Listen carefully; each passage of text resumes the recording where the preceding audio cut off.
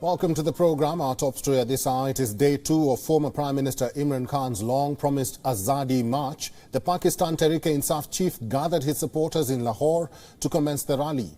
Imran's Azadi March, which translates to Freedom Rally, witnessed a massive footfall in the northeastern city. Reports suggest that about 10,000 demonstrators left Lahore with the PTI Chief on Friday.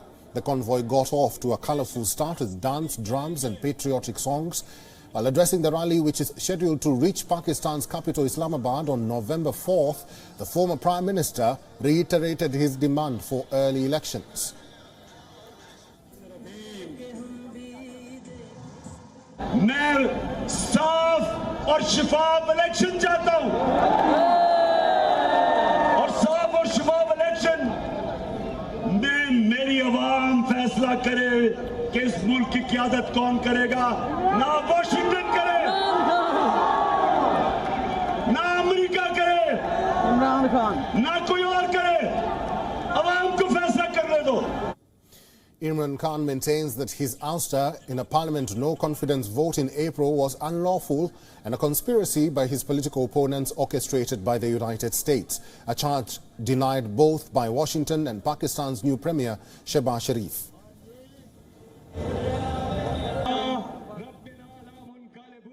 इसका सिर्फ एक मकसद है कि मैं अपनी कौम को आजाद करूं, इसको एक आजाद मुल्क बनाऊं।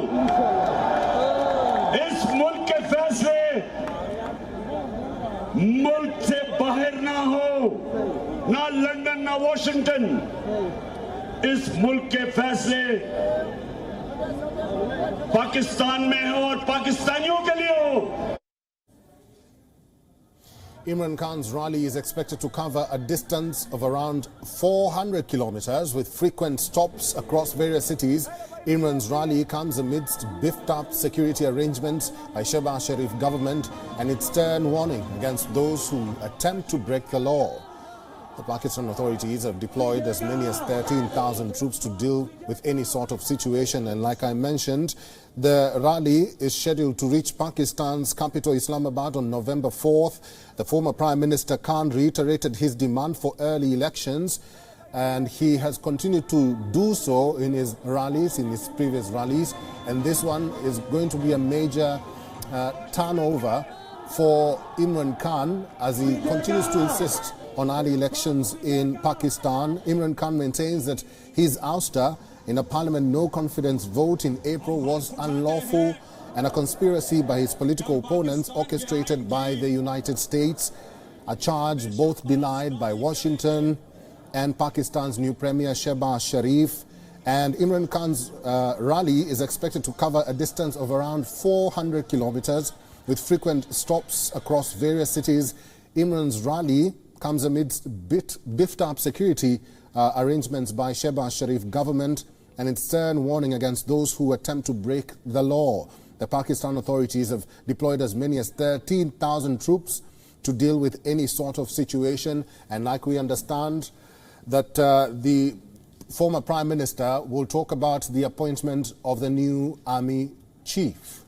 Let's talk more about the events unfolding in Pakistan. Our Bureau Chief Anas Malik is now joining us live from Islamabad. Hi Anas, and it's good to see you. Having the protests in mind, many are curious.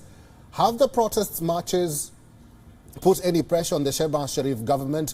Will they give in, and will this snap polls happen anytime soon? Well, at this point of time, the government is adamant, rather insistive, that the number is not that much. Contrary to Imran Khan's claim, this is what the government's claim is, that there are only a few thousands, or rather a few hundred protesters that continue to march with Imran Khan, and that is why they do not seemingly look like to bulge in to the demand of the protesters. That is for now, but going forward, you never know, because remember, the march has just started. The day one ended late last night. The day two is yet to start. It was supposed to start at 11. It's roughly about 12:30, just above 12:30 here in Pakistan. And despite of that, the march day two is yet to begin. The government says that it will listen to legitimate demands that Imran Khan has the right to protest, but in case if he goes above and beyond under the ambit of the constitution and if he tries to create a law and order situation, then he will be dealt with an iron fist. But seemingly the government does not seem to be on the track of calling snap polls or giving into the demands that have been set forward by Imran Khan. Eric?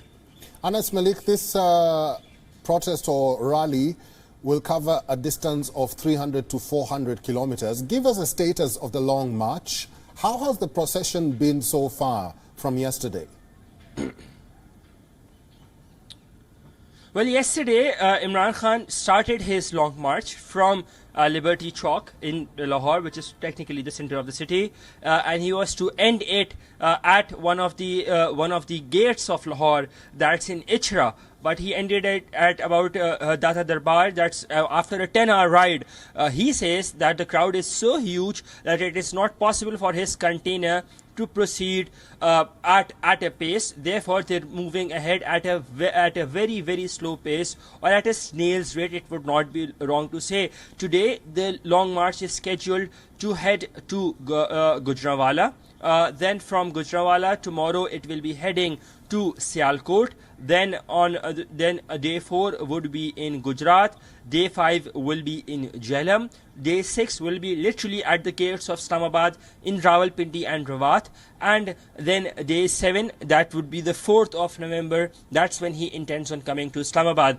For now, as I said, the government says that the numbers have been really disappointing. Whereas the Imran Khan marchers claim, which we understand is a figuratively exaggerated figure, that there are over 1 million people who are there. But he has a sizable number of crowd, for sure. And what is to be seen is that will this sizable number stick for the next 7 days or onwards until his sit-in continues, number one.